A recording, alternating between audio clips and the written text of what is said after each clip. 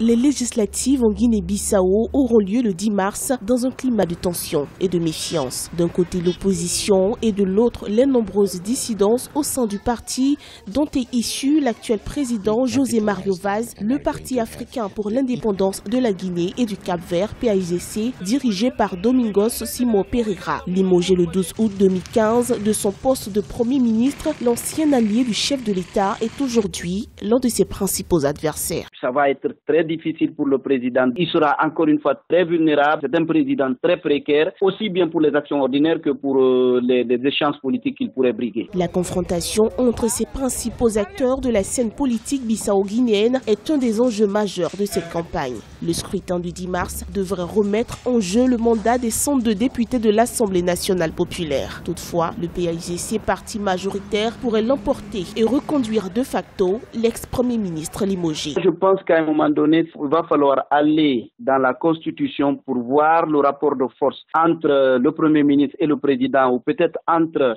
l'exécutif et le législatif, pour voir comment est-ce qu'on peut rééquilibrer ça. Depuis plusieurs mois, les frondes dans la sphère politique n'ont cessé de se multiplier. La Commission nationale électorale a récemment autorisé les électeurs dont les noms ne figurent pas dans le fichier électoral informatique du scrutin. Le PRS, Parti du Renouveau Social, premier parti de Guinée-Bissau après le PAIGC, dénonce une tentative de fraude.